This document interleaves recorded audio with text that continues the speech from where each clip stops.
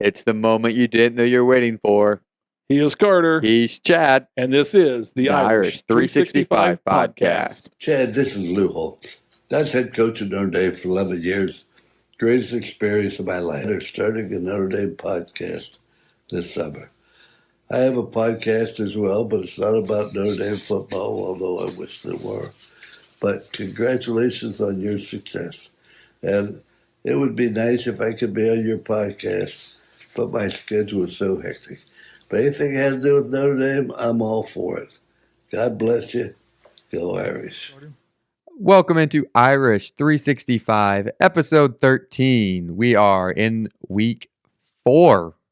Yes. 4, yeah? Week 4 of the college playoff or the college football season. We're in Louisville week. It's playoff for us, though. Yeah. This is playoff game for us. Top 16 matchup coming in Notre Dame Stadium this weekend. Irish wear green in week 2. Yes. It's a big one. 3:30 kick. And yeah, don't be too mad, people at home listening. This game, I believe, is on Peacock only. Yes, it's a Peacock only game. So I don't get that. I could argue it. That's coming into the season, Florida State was considered to be the biggest game. Yeah. This had to be the second biggest game. Yeah. I don't know why you don't flex and put that Florida State game on Peacock at this point and bring this one to NBC, but yep. They're not asking. People with a lot more money, making a lot more money, are making those decisions. That's right. They're not asking our opinion, so they're not going to get it. Yep. All right. So, hey, we got a treat for everybody this week, though. What's that? We have a guest on the show this week coming in. Man. So we're going to bring in Jordan. Jordan has called you out. Yes. For your parlays. Yes. And Jordan's got a unique situation here. Jordan is a Notre Dame fan, has been for a while, but he also lives in the heart of ACC country. So different perspective from what he hears on a daily basis, whether it's the radio, coworkers, things of that nature. So Jordan, welcome to the Irish 365 Welcome podcast. in, Jordan. Yeah, welcome Thank in. you.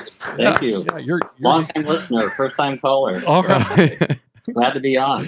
Yeah. Not just first-time caller, our first caller. Yeah. So right. you are the first caller. So yeah, we're excited. That'll be a Jeopardy question someday. It could be. So it's really exciting to have this working out. We'll see how technology goes in this low-budget podcast we do. So Jordan, I guess let's start with this, question. How long have you been a Notre Dame fan? That's what I had to go back and think about it and look up a few seasons to try to jog my memory. So I believe I really started, paying attention in 90s. I would say like 94, 95, because a couple things came to mind. I remember watching Ron Paulus, Randy Kinder, and Lee Becton. Yes. And also for Christmas, I believe in 1995, I got a Derek Mays jersey, a number 1 jersey. I love the Derek Mays jersey. Yes. Yes. The only hard part was because I was 9 and I was becoming a diehard then. There were no names on the back. So I got to recycle that jersey as number 1s came and went. So it was always a Derek Mays jersey. Then I had to look up to see who was number 1 the next year. Yeah. Yeah. Derek Mays was a great receiver. One of my favorite receivers and you really got into it like right after the Irish were just dominant, that 93 season. And then you got there a little late, but you're here and you're hooked for whatever reason. So we talked about this in an earlier episode, like, classifying yourself. So do you put yourself in the casual? You put yourself in the diehard? You put yourself in where do you put yourself in the fandom? So that's what it's funny as because I was thinking about this too. Like I've fluctuated between the diehard and the extreme.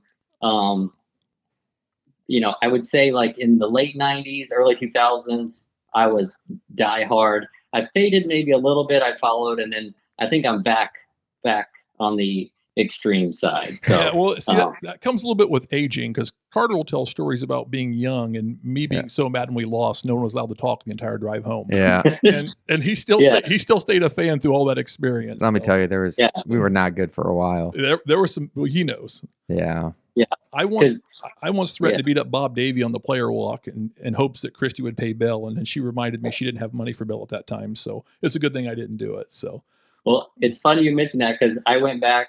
My very first game was a game that you took me to. Okay. Was 2000 versus Purdue. And it was, so I got to see Drew Brees play, and that team that we actually ended up winning that game, but it was the week after we had lost in overtime to Nebraska. Yes. So it was a crazy season. but our defense was very good. Our secondary, we had Shane Walton, Jerome Sapp, Vontez Duff. So great secondary. But that season we did really well. We ended up getting blown out in the bowl game, I think, or didn't win. But Sounds about they gave right. Bob Davie the extension, a 5-year extension after that season. So I was like, of all the years, Yeah, that's when he did well. And Bob Davie, got a 5-year extension. Yay for Bob. So was it Shane Walton or was it Ashley Ambrose? I think it might have been Ashley Ambrose, who was a cornerback and also played soccer. I think it was a little later. It was him I'm thinking of, because when Carter was younger, he was talking about wanting to play football and soccer. I'm like, well, it can be done. There's a guy playing on a Notre Dame team, and I think his travel soccer team was playing in the national championship that year, so he was on a pretty good travel soccer team. So yeah, I think it was him. I was thinking Shane Walton when you said this. No, it was Ashley Ambrose. But yeah, we're going back a few years. So yeah, I know Carter can't go back that far in most of these conversations with me. So that's kind of fun. I wasn't alive, so. All right. So what's it like? Because I mean, you're in the heart of ACC country. So how many schools can you get to within an hour or two drive from your house? The ACC schools. Yeah. So I'm in a great spot. I live in Apex, North Carolina, which is just a suburb of Raleigh. I'm 15 minutes from NC State. Yep. So it's literally just down the road. I'm 30 minutes from Duke and UNC, Chapel Hill. So there really is a road that you drive down, you get off the highway, you turn right, you go to Duke, you go left, you go to UNC. So, and then you're an hour and a half from Wake Forest. So I haven't made it over to that area yet, but Notre Dame luckily has played there twice. Yeah. It hasn't worked that I've been able to go there. And then if you want to go even a little bit up or down, I still haven't made it to Virginia Tech. That's about 3.5 hours away. Yeah. And now you can go to Virginia, which is about the same. So those are two. I've actually been to a game at Virginia when Ball State played them. Okay, yeah. Chirp, chirp, right? Yeah, exactly. And Ball State won, which was even better. Even better, yeah. Yeah. Well, those MAC schools are not to be messed with, as we know here as Notre Dame fans. Do not mess with the MAC. So I was thinking about it. NIU actually plays at NC State this weekend. So it could be a potential revenge game if I want to go. Yeah. Hey, we like Coach Thomas Hammock from NIU. He's a local guy here to Fort Wayne. We like him, so we support him. We just wish his big victory wouldn't have been against us. Yeah, beating NC State would have been a lot better for the program. So Clemson's not far from you either, though. How far is Clemson? So Clemson, it's about 4.5 hours. Okay, so it's a little farther. Because you've got a lot of coworkers, neighborhood associates, whatever you want to call them, friends that are Clemson grads, right? Oh, yeah. So luckily, my neighborhood is pretty well represented. We have several Clemson fans, South Carolina fans, obviously North Carolina, Duke, NC State. And then we also have some, others that just pop up that it's very much a melting pot here. So yeah, which is cool. I mean, it's a great area to live. The weather's nice most year round. There's a lot of opportunity, and so people are going to be drawing from all over the place. So it's kind of a cool area. So any good stories you have of come to mind? People taunting you, trash talking, lamenting about how great or terrible their teams are. Anything stick out to you? Yeah. So actually, it was funny. Last year was a great year for Notre Dame to come because they played at NC State at the beginning of September, which I didn't get a chance to go to because we were out of town for a wedding. But I did get to go to the Duke game a couple weeks later. And that game, it was a little rough. We were just sluggish, couldn't get things going. And Duke fans they were hyped for this game. One, because, it's Duke football. Rarely do they ever get, much accolades, and they beat Clemson earlier in the year. So we were going in both, highly anticipated, both ranked. And there was a big guy. He was one row in front of us, kind of catty corner. And Durham is the bull city. So when they start doing well, they do this to represent like a bull. Well, they're marching down the field and he's turning around and he's doing this and he's pointing first downs. And then he starts, we would start cheering and clapping a little bit. And towards the end, he was getting feisty. And I was like, oh man, if Duke wins this, like, he's going to get in our face and really let us have it. Because we had several Notre Dame fans around us, but he was the one lone diehard.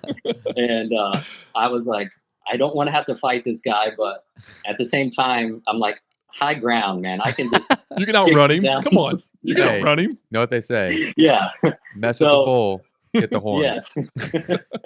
But luckily, Estime ended up running that touchdown at the end, broke his heart, and he left. So, but then another story that kind of cracks me up, because I would say most of the fans, it's not their fair weather, but they're definitely, if the team's not doing well, they abandon ship and just wait for basketball. I'm gonna say ACC. I think basketball, and if you're a Duke, North Carolina fan, like if your football team, it's Notre Dame even. If our football team is good, we're happy.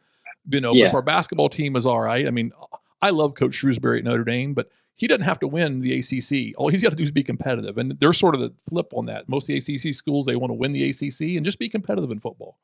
Right. So NC State, it's definitely your more rowdy crowd, your blue collar, but I've never seen it before. They allow passes out at halftime. Okay. So you can leave and you can get a pass out. So everyone goes and they just get hammered at halftime. So third quarter, the stands are just absolutely empty, or kids will just stumble on in if they can make it back in. So it's a first half, they're all in it. And then second half, they don't care. Yeah.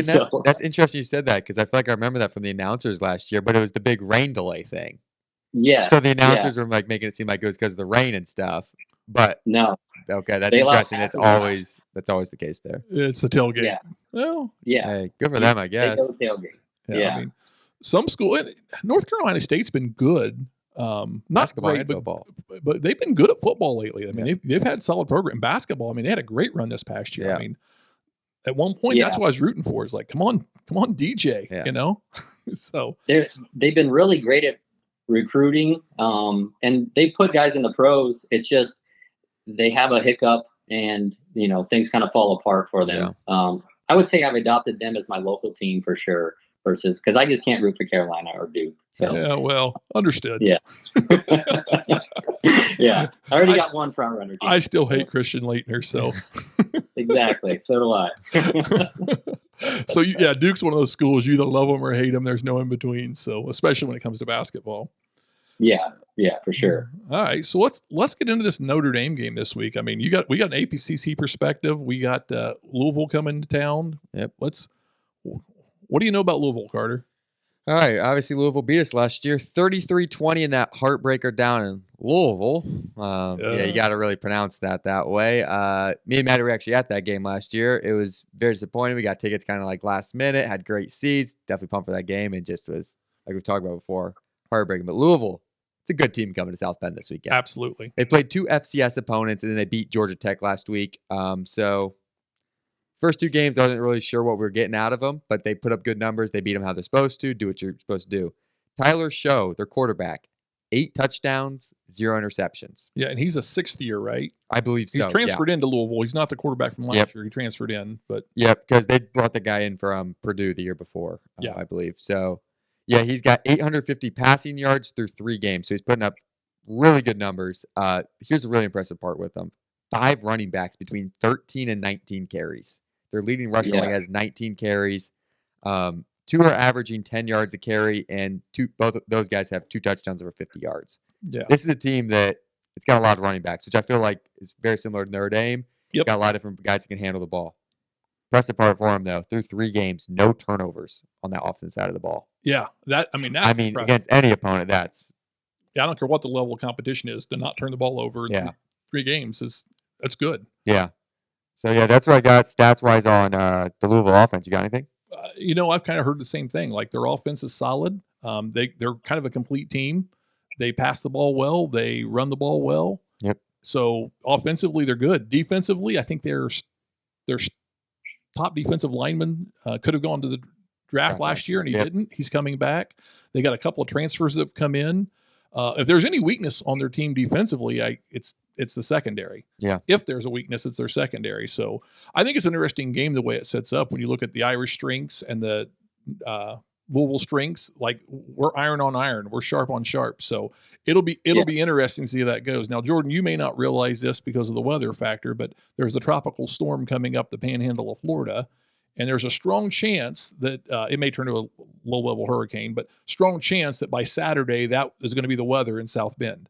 And so we've played South Carolina and NC State in some terrible weather in the past. Yeah. But usually not in South Bend. It's usually been in the Carolina area. And when I was looking yesterday, it was 100% storms, 100%. Today it was like 50%. So it'll be interesting to see as the week goes on what it actually turns out to be. But it's still showing rain on Saturday. And so, how the weather affects is windy and rainy is going to take away the pass game for both teams. Yep.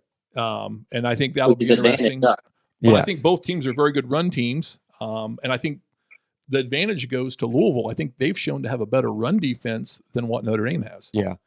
We had great run defense against Purdue, but we've given up some runs and some chunk runs. Yeah. Now, I think the interesting thing, and I've thought about this on getting ready for the podcast, is I went back and I thought about how Louisville just took it to us last year. Yeah. And then you go back to, Caleb Williams' junior year and at USC and Lincoln Riley, his first year with Lincoln Riley, and he just made us look ridiculous. Yeah. And then Al Golden had definitely game planned coming into the next year. Yeah. And we made Caleb Williams look ridiculous. So the question is, has Al Golden spent the entire offseason figuring out the Louisville offense and saying, you're not doing this to me again? Because I feel like the defense for Notre Dame has really stepped up after the NIU loss, and they're playing with a lot more urgency for the most part. Yeah, but I'm also thinking back to that Louisville game last year. How many times is that defense in a terrible position because we turned the ball over? I just remember Hartman what did he have, 2 or 3 picks last year?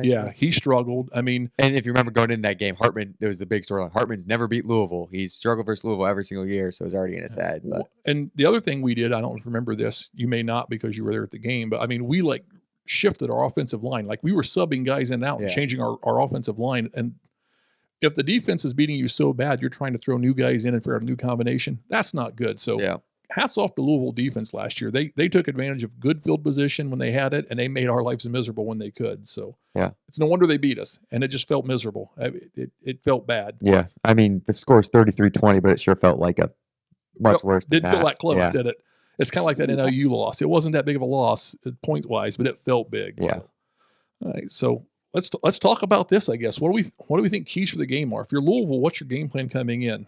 Yeah, so for me, it's getting the ball to Ja'Cory Brooks. That's their go-to wide receiver. He's been averaging 17.5 yards per carry or per reception. I think Louisville, if they've been watching film on the Notre Dame defense, they're going to try to find those shorter passes. Yep. That's it's been open on for Notre Dame. Notre Dame's letting up those shorter passes, and then what they're going to want to do is take those shots in every once in a while. I don't think they're going to be throwing shot plays like they have against their other opponents, but bring us in, and then take us over the top. Yeah, well, we know they can run the ball. Yeah. So they're I really like Louisville's offense. I don't feel great about their game plan. I don't know. I like the team. I think they got a good team. So yeah, I'm with you. I think they're going to try and run the ball. They're going to take the intermediate pass, short pass, and they're going to stretch the field every now and then. Yep. That would be my expectation on the game plan. What do you think, Jordan? You got any opinion on that? Were we missing something? No, I think the same. But Ja'Cory Brooks, I mean, he's an Alabama transfer. Yeah, so, former 5-star. Yeah, the kid is good. He caught some great passes last week because I had to go back and actually watch a few. Yeah, did you see that 360 one? He got the pass. That was just insane. Like, I've never seen someone get the pass interference penalty and then 360 and then go catch it. It was like, what? Yeah. Yeah. So I was like, okay, we got a game plan for him. I just think that when I look at him, we're pretty well matched up, I think, on both sides. Like you said. Would agree. So I think there's going to be a feeling out period. I think the first quarter is going to be just testing it out. No one's going to try anything, too crazy. Notre Dame's going to keep it simple, running short throws. And I think they're probably going to do the same thing. Because I kind of looked, and Louisville had been more of a second half team anyway. So I think that it's going to be tight early, and then we'll see what adjustments get made at halftime. Yeah. Yeah. I that wouldn't surprise me at all. I would expect this to be What's the over and under on this one? Yeah, the over under on this one, I believe, is 44.5. 44.5. Okay, Yeah. that's higher than I expected. Yeah, and especially with talking about the weather and stuff coming into this one, it seems like the under's a good play for this week. I don't know what you think here, Jordan. Yeah, I wrote out my score. Oh, we'll get in that. You can't be giving that away too early. Yeah, we got to talk about Notre Dame's offense, what they're going to do first. So. Yeah. Well, I was just trying to figure out if I wrote out my score, then where did I fall? Yeah. So, all right, we'll come back around to that. So Notre Dame offense. What do you think? I mean, I guess we got to run the ball, right? Yeah. I mean, it'll be interesting what Louisville does. You watch last week's game, and their defenders are 10 to 15 yards, or their farthest guy off the line of scrimmage, 15 yards is most of the game. Yeah. Will Louisville be that bold again this week? Because I think we saw a lot of improvement from Riley Leonard last week. But are they still going to be like, if you're going to beat us, it's going to be in the air, right? Yeah. I think they still got to sell the run blitz. So Notre Dame, I mean, I think we're going to have to run the ball. Yeah. Yeah, I'm with you. And if I'm Louisville defensively, that's exactly what I'm going to do. I'm going to make Riley Leonard beat me. Yeah. He looked really good after that end of the first half, that transition. He threw some really, really good balls. I mean, much better. So, but is he going to have that confidence coming in the next week? If I'm Louisville, I'm going to find out early. I'm going to go all in on stopping the run at this point. If I'm Louisville early in the game, my biggest thing is I'm throwing different looks at Riley Leonard just so because if this dude doesn't have confidence, it's going to be a long day for him. Yeah. But if you give him throws early that are going to build his confidence, I mean, you don't know what's going to happen. But if you can get in his head early, throw some more blitzes at him, try to stop him from running the ball successfully, not give him those easy short throws. Well, I kind of wonder if that wasn't Miami of Ohio's strategy a little bit on some of those pass interferences they had. Yeah. If it was just take the pass interference, but don't give him the completion. Stay in his head. I mean, and that could be part of the strategy Louisville has. Yeah, it's 15 yards instead of a potentially a 30-yard play downfield anyway. Exactly. It's the lesser of the evils. You don't foul out in basketball. In football, you don't foul out. Basketball, you do. So do 5 pass interferences, but don't give up the big play. So and don't give the quarterback confidence. I could see that being a strategy for Louisville. But looking at Louisville from the defensive standpoint, if there's a weakness, and I'm Notre Dame coming into it, is the running quarterback. Jackson State had a running quarterback that gashed him for some big yards. Georgia Tech's quarterback ran for some big yards. Yeah. Neither one of those guys is the running quarterback that Riley Leonard is. Yeah. So I think, that's kind of the strength if I'm Notre Dame offense. It's like, okay, and I kind of joked about this last week is, I'd be thinking of Notre Dame, I'm going to put some sort of read option, triple option type play in there. One is I want to put it on film for USC to have to plan for, but 2, I think this is a place where you could expose Louisville and control time, because I think Notre Dame in this game, long drives are critical. We want to keep the ball, we want to keep the defense fresh. I know we rotate a lot, but we want to keep the defense fresh. I think we want to keep Louisville off the field by just long sustained drives. So 4 and 5 yard passes, 4 and 5 yard runs. I don't need the home run, but I've got 3 guys between Price, Love, and Leonard that could be home run guys on any given run. Yeah, I mean, I'm okay with that if it happens. All 3 guys can go for 40-plus yard, 50-plus yard runs like at any moment. It's an exciting part of the rushing side of the offense. So, I think from an offensive standpoint, that's kind of where I'm thinking I'd want to go if I was Notre Dame. I'd want to try and expose that weakness they have on the run by having them not have enough people to block or guard everybody on the offense. So I think that's a strong strategy. So that gets you into the points now at this point, right? Now we got to figure out the points and where we stand and how things look. Yeah. So what do you got, Jordan? You're going to drop it off there. What do you got? Yeah, no, I love your point about running the ball and trying, because I think that's going to be Notre Dame's key to opening up the pass. I think we have to lull them to sleep, just running, and eventually catch them playing the run, and then we're going to be able to find, shots. So, so I think when I was looking at it, trying to figure out, Louisville had put up points in week 1, and week 2, but I'm kind of throwing those games out, and they won last week. I think they gave up 19. It was 31-19. So I think Notre Dame is able to just run and score points, but not a lot. So I'm thinking I got 27-17 because I still think Notre Dame is the top 10 defense. and should not give up more than 21 points. So I'm thinking 27-17, which puts me at the under, because the under was 44 and a half. So I'm touching the under, but just barely. So I'm with you on that one. I'm taking the under on this game. Yeah, that's what I'm thinking, which will probably mean they explode for 55-49. I just hope it's Irish to explode, not Louisville to explode. No kidding. So yeah, what do you think score-wise, Carter? I've been going back and forth. I'm in that 24. Here's mine. 21-13 is my final score prediction. 21-13 Irish. I think Louisville scores 1 touchdown, gets 2 field goals. Irish 3 touchdowns this weekend. Yeah. 21-13. Yeah, see, I'm with you on the 13, and I've been back and forth between like 13 and 17 for Louisville. Somewhere in that range, I could see a touchdown and 2 field goals. I could see 2 touchdowns and maybe 2 touchdowns and a field goal. Yeah. So, but I think 27-21 or 17-21 is probably like I think it's going to be a tight game, and I don't think it's going to be settled till A&M. It feels like A&M to me coming into this game. Yeah. I think I'm anticipating the Irish will be up, knowing that this is a big time opponent, top 15 team. The team's not going to need a coach to get them motivated. They're going to motivate themselves. Yeah, they should be fired up. I think our game plan is going to be very similar to what we did offensively against A&M.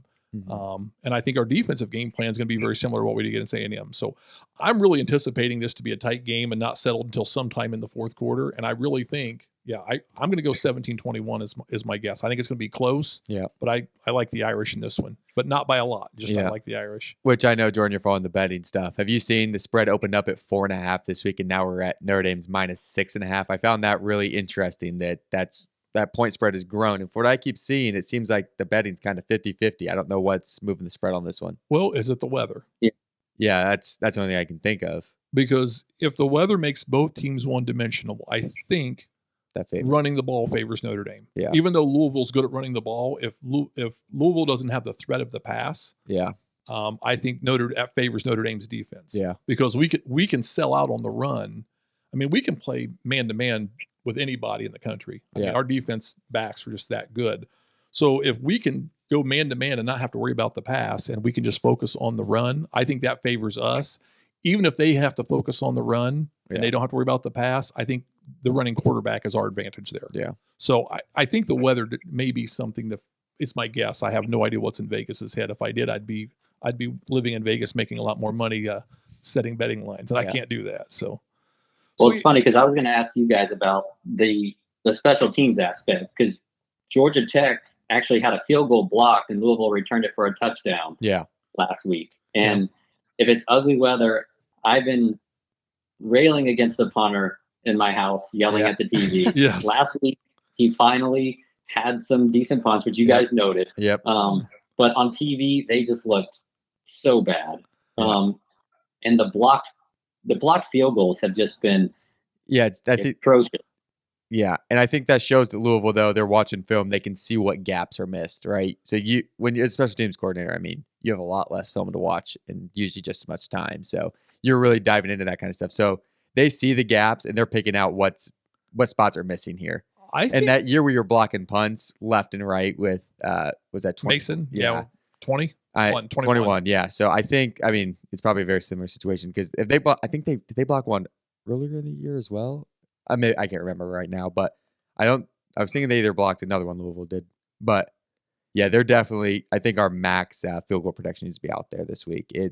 We've already had 2 blocked this year against NIU. Yeah, NIU blocked. And I think both of those came off the right edge. Yeah. Or the left edge for the kicking team. Yeah. So and that's a little disheartening. It's like, how does the guy on the outside edge get in there? Yeah. He wasn't even a speedster. It wasn't like he was just a regular defensive end. It wasn't like they had a corner on the defensive end and brought it. It was like just a regular defensive end that came in there and got us. So that'll be interesting to see how the special teams goes. I'm not sold. I'll put it this way. I think we talked about it last week. I think the punter, if they keep it simple for him and just let him boot the ball, he'll be fine.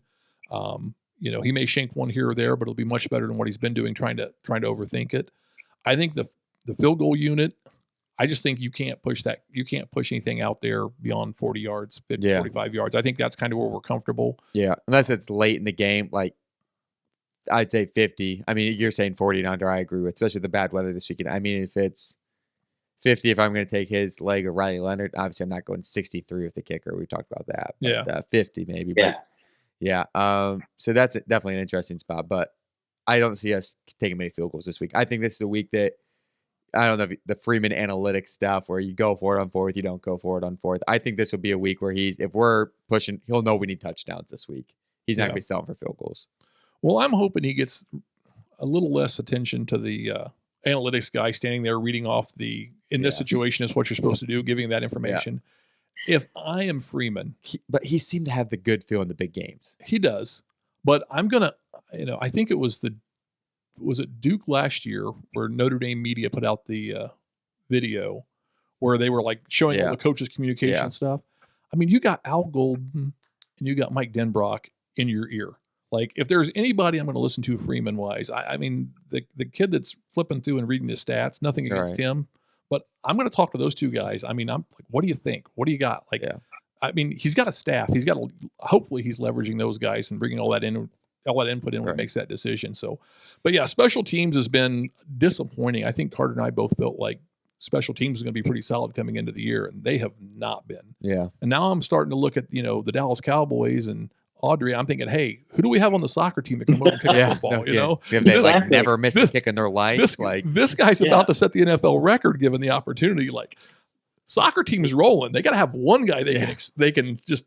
Does he have a cousin on the team or something? Something. I mean, he's hiding and playing. Those lacrosse guys make pretty good receivers. I'm pretty sure the soccer guys make pretty good kickers. Let's go find one. And hey, he didn't have to come to practice except 15 minutes twice a week and show up on Saturday. So yeah, exactly. So yeah, special teams have definitely been disappointment. I think that's probably something that would favor Louisville for sure in this game if the special teams become relied upon. Now, and just can we catch a punt? Can we field when you fair catch it, you can't get it. That's even worse. So don't get me started. Yeah. I mean, and those are things that. When we had Mason there, like you talked about in 21, we were getting a lot of the stars and a lot of the, starters wanting to play on that special teams unit. And we've lost that a little bit. And, we're getting some of these young guys in there, and that's great for those guys. But and we got some talented young guys. Every time I see these freshmen show up, and it's like, we got some talent. I mean, but we don't have an Isaiah Foskey running out on the punt team blocking 2 or 3 in the season. You don't have this first round NFL draft pick, doing special teams his senior year. And I mean, that you kind of need that. I mean, I'd like to see that. I'd like to see a little bit more of that. Hey, but put freshman Trey Bubakari in there. I want to see that. I want to see more of that dude on special teams, if nothing else. Because he's been electric. And I mean, it's unfortunate that he's in because of an injury, but it's great to see his development, how he's playing. And where's Urlacher? Get me some Urlacher on special teams. That dude is a freaking ball hawk missile. Get him on the freaking rocket. Get him on the punt team and just say, you're the freaking gunner. Go down and tackle the guy that gets the ball. If you don't beat the ball coming down, right? Kid. He might go catch it. just go catch it. Yeah. So special teams have definitely been disappointing in their play, but this is an opportunity. I think we're going to find out where Notre Dame stands. I still am not comfortable in saying who we are or what we are as a team. I mean, we looked good against A&M. We looked great against Purdue. We looked miserable against NIU. We looked pathetic, average, I guess. I won't say pathetic against NIU, average against Miami of Ohio. I do know this. If we're ever forced to join a conference, it better not be the MAC. Yeah, no kidding. We better stay away from the MAC because that's one heck of a conference we don't want to be in. Let's go join the SEC. The MAC is not a conference you want to be in. That's right. So but I think it'll be interesting for us to really understand, because I don't feel like as a Notre Dame fan right now, and I feel like I'm pretty on top of it. I pay attention a lot. I just don't feel like I know where this team's at. I think I know I know what I think our potential is. Yeah. And I don't know if the team necessarily knows where we're at, because I mean, you have a guy this week who I think would be a pretty big leader on the team, Jaden Mickey, who decides he's going to take off the rest of the year in redshirt, right? Yeah. He's not playing a lot of. I mean, he's playing, but he's not a starter. But decides no injury and redshirts for the rest of the year, which that's his decision. That's all right. But whatever, I don't know what's going on. And obviously his mom passed in the last year. But I mean, him and Coach Freeman, I know we talked about, seemed to be really close this offseason and all that stuff. And then after the 4th game, decides to redshirt for the rest of the season. I thought that was interesting. Well, I mean, because we went to an event here in Fort Wayne earlier this year where Coach Freeman was speaking for the Notre Dame Alumni Association, and he brought he brought Jaden Mickey with him. Yeah. Because they were visiting a house for grieving children. And, just they seem to have a really good relationship. But I think it's got to be more personal because he's slotted in to be a starter at Notre Dame next year. Like, he's going to be a starter. Yeah. You could say there's some younger guys that are getting as many snaps as he is in that second rotation, but it's not like he's not. I mean, we all know BMO's going to the pros next year. Yep. And when Ben Morrison goes pro, Jaden Mickey's the guy who's going to step in. And I like Jaden Mickey. It is what it is. I wish the kid nothing but the best. Right. His class kid, great athlete, and I just hope he doesn't go somewhere we have to see him on the roster where we have to play him. That's the only thing I ask of him. So, but yeah, so it'll be interesting to see how that transpires and how that whole thing goes. But yeah, special teams, I think we need to get more talent in the special teams area and get more of those guys playing. I talked about it. Calvin Hobbs, the freshman that missed the interception last week. He's a dynamic athlete, and he's not highly recruited, highly ranked, but I think he's much better than people anticipate. I think he's kind of one of those sleepers. I think he was a 3-star coming. Yeah. And I think he probably should have been a 4-star, but not everybody can be a 4-star. So yeah, I like where we're at there. I just want to see those guys getting more involved, especially the young, talented guys, Bryce Young, give me more of that guy on special teams. I like him a lot as well. Yep. And he's just a raw talent that's coming around. As long as he's not your quarterback, you're fine, right? Yes. Yeah. Yeah. They hate him here. Yeah. Figured that'd get a kick down there. So yeah.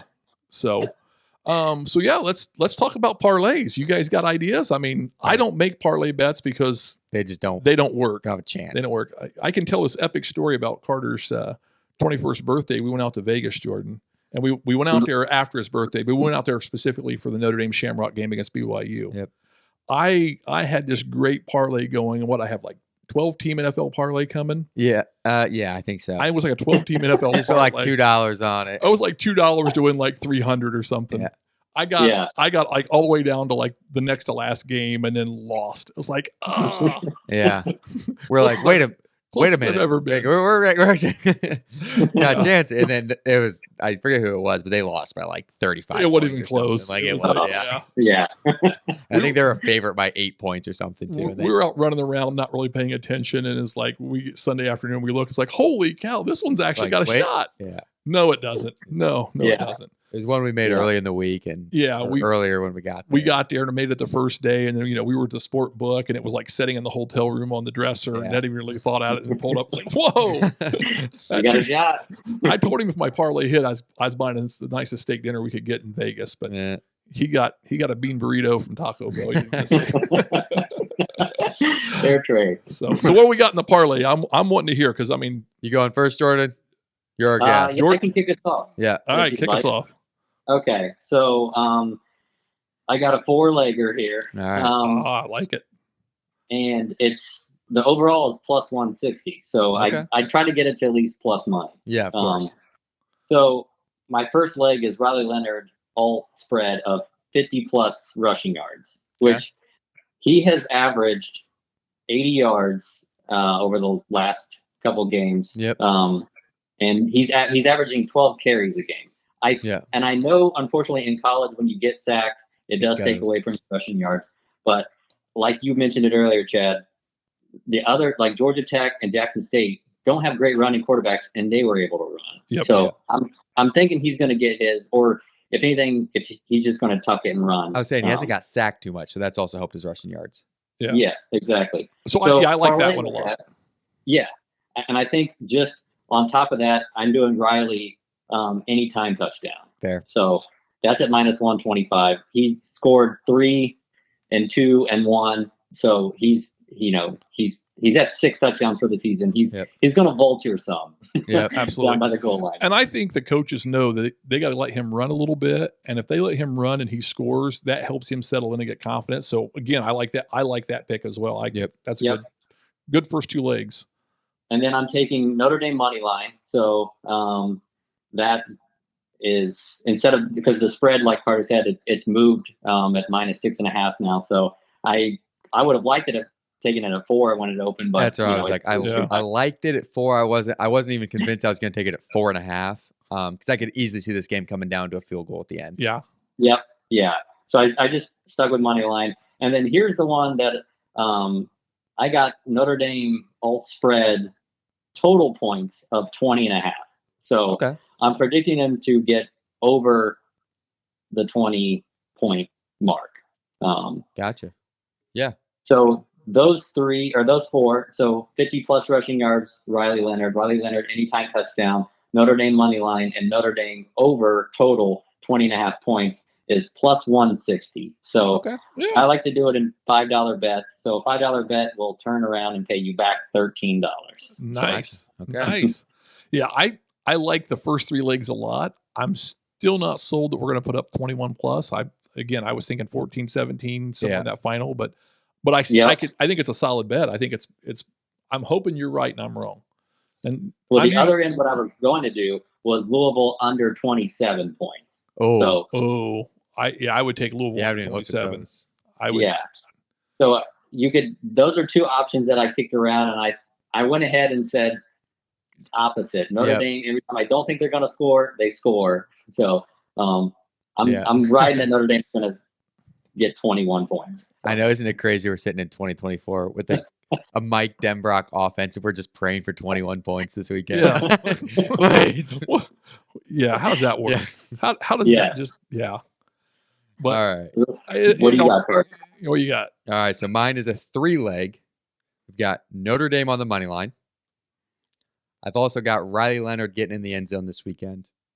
Yeah. Jeremiah Love 80-plus rushing yards. Okay. So I went higher on that. That gets me to a plus 330. Jeremiah Love gave me really good odds on that one. And I like him rushing the ball. I think it's going to be a real big focus this week. They're going to be – Riley Leonard's obviously going to carry the ball a lot, but they're going to want to get Jeremiah Love involved early and often, get him going. Yeah. And I mean, that's the exciting part about him, though. He can also go for a 60-yard rush. And the reason I almost went Riley Leonard's rushing yards as well this week, but I said, okay, Riley Leonard rushed for more than Jeremiah Love last week. Jeremiah Love's going to have more than Riley this week. Yeah. Okay.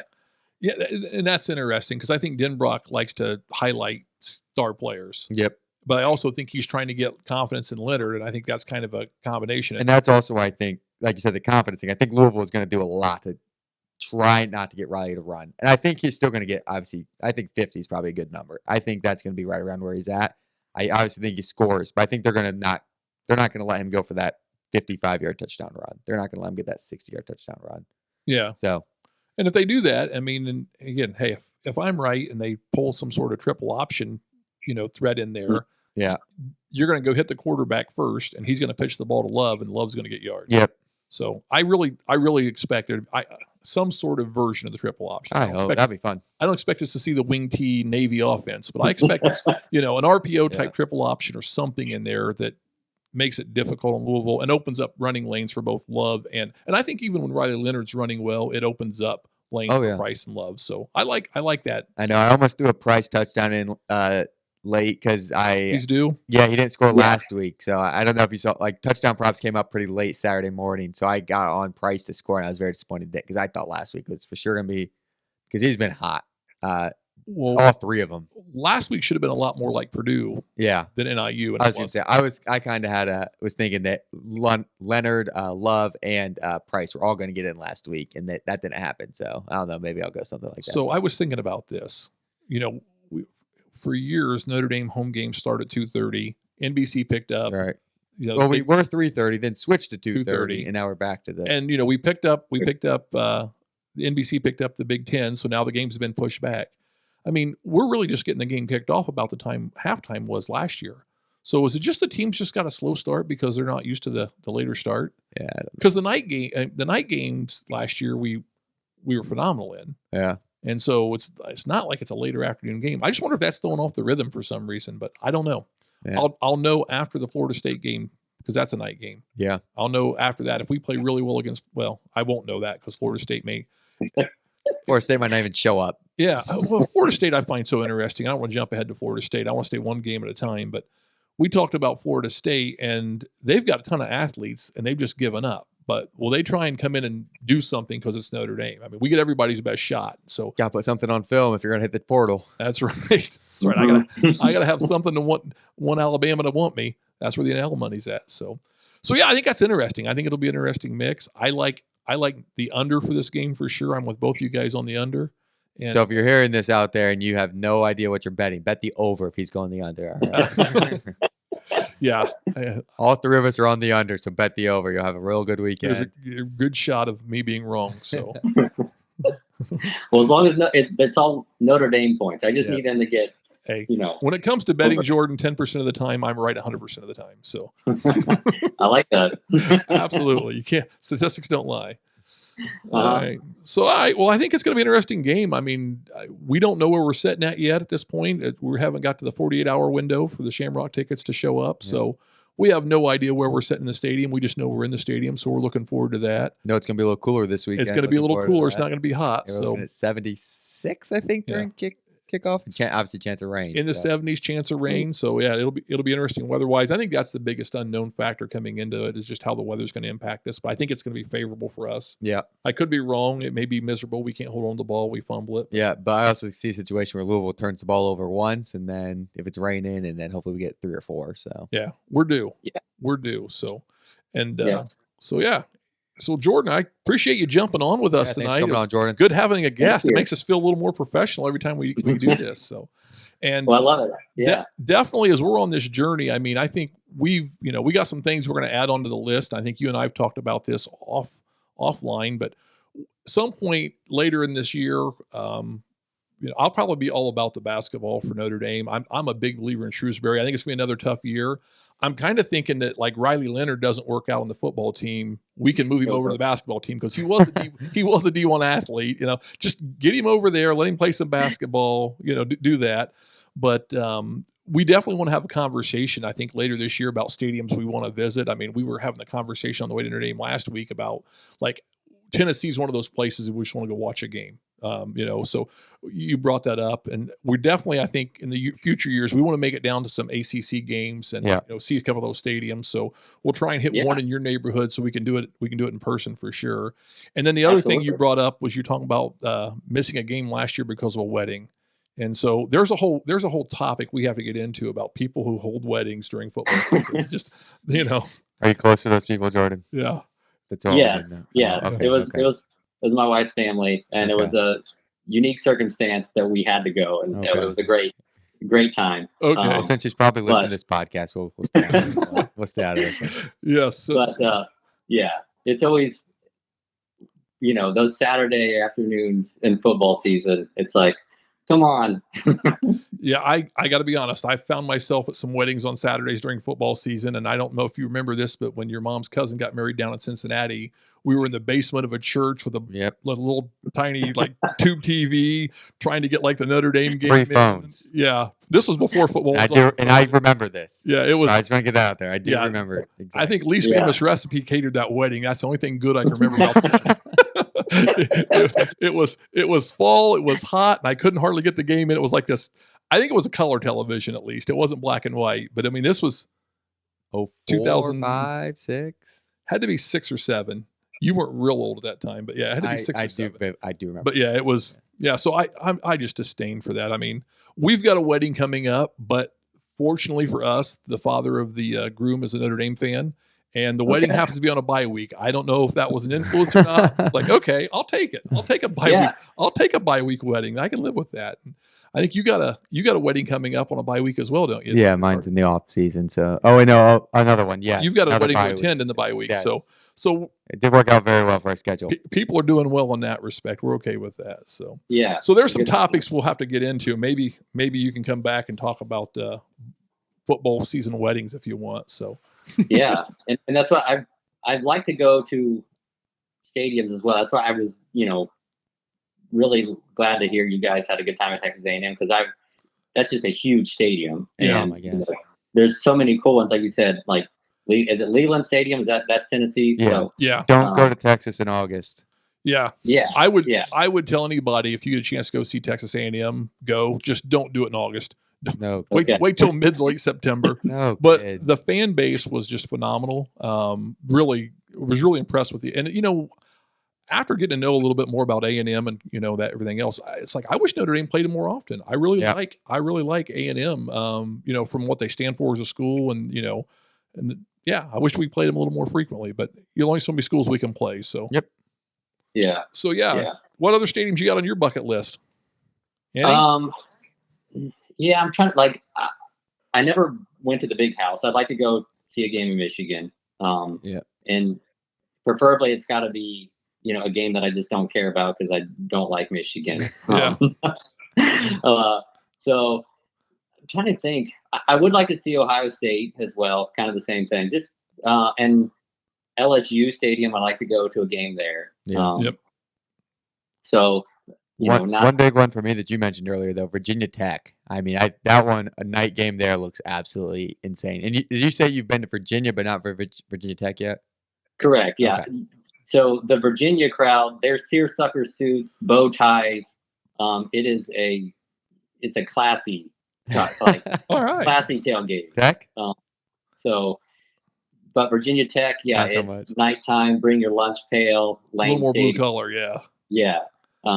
So that's definitely one that I'd like to check out sometime. And if Notre Dame, whatever play there, Yeah. I don't know if they have. Yep. Yeah. Or if they're on the rotation. So yeah, I've loved that Notre Dame's joined this mini light ACC because it's been really close. Like I said, they played at Wake Forest, I think twice. They played at NC State a couple times. Like you mentioned, the Hurricane game. Yeah. That's when I first moved here. I was going to go to that game, and it was just, I can't believe they played it. Yeah. So, No. Well, yeah, I worked with a guy who was an NC State graduate, and he was just like, "Oh, you guys are so good. We're not gonna, and then we play in the Hurricane and lose, and he's just like, "Oh, I can't believe you guys actually played us." And, yeah, it was so bad. But yeah, I'm trying to think. It would be cool to go see, Doak Walker down in Florida State. Yeah. Preferably when they're better. Not now. It's cheap. It's cheap now. Yeah. That's true. You can go. So there's a lot of stadiums up and down I think you could get to. But still, I mean, I love Notre Dame's campus. I think that's just what makes it the stadium that much better. So, Yeah. And you've got to come up and see a game now because you haven't been up there since they've expanded the stadium. No. Yeah. No. So the Crossroads Project. So yeah, you got to get the kid. You got to figure out some long weekend from school to bring him up. You get him up here during the football season. We'll make sure he gets to the game. Yep. So all right. I promise you that. So all right. Yeah, and there's a bunch of stadiums. I think we can go on for about 4 episodes of just stadiums. But there's some games I want to go see. I want to go see Auburn, Alabama. I don't care what stadium that's in. Yep. I do a lot of work. I get down to the Southeast a lot for work, and I just know that's a rivalry it's diehard in Alabama. I want to go see that game. I want to go see Army Navy play in person. That's a game I want to go see in person. I actually had the privilege to go already. Okay. What? Like how long ago? 2019. Oh man. Yeah. So my girl I grew up with, one of my kind of best friends, lived a couple houses down. She married the assistant AD. And he was at Army at the time. Okay. So we got the tailgate, go on the field.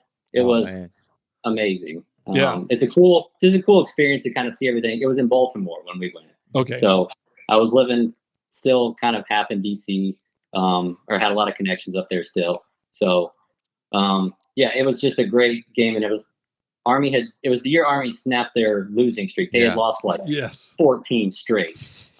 So it's a crazy game because, you got all the, cadets and, all the service guys in there, and they're having a good time. So, but it's really hard to get tickets. So, and that's why, I was glad to check that off the bucket list for sure. Yeah, absolutely. So, I mean, there's some, so we go on for hours on that one. So we'll have to come back and visit this topic later in the season because I think it's an interesting topic. And I mean, we're on this journey this year where we're trying to, if everything works out, we're trying to make it to all these games. And, we got tickets, but that's no guarantee that we're going to get to the game. We're going to get to see them kind of a thing. So, but there's a lot of other things on our bucket list that we want to do. So I think we're going to try and make it a habit to see if we can find a bye week game in the future, the Notre Dame bye week, and see if there's just a game we can go to or we want to go to.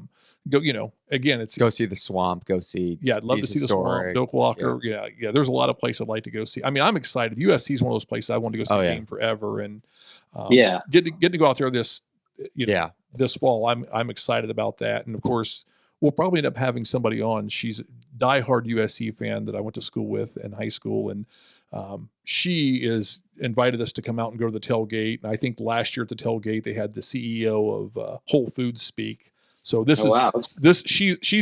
participates in the tailgate at USC, the red carpet, the band, I think everything but Traveler shows up at this tailgate. So I'm excited to go see that and experience that. So hopefully it all works out and we don't get, crushed on Thanksgiving weekend or something where we can't get out there. So, the optics of that stadium is crazy because I can't tell how it looks huge, but then at the same time, there's like, I don't know, it's like half the stadium at one of the end zones is just like no seats. Yeah. There's the big banner or whatever covering up seats. And I think because it's the Olympic Stadium, it's a little more flat. So like, Notre Dame, it's a little more up. And so even though you're in row 42 or row 52, it doesn't feel like you're that far away from the field.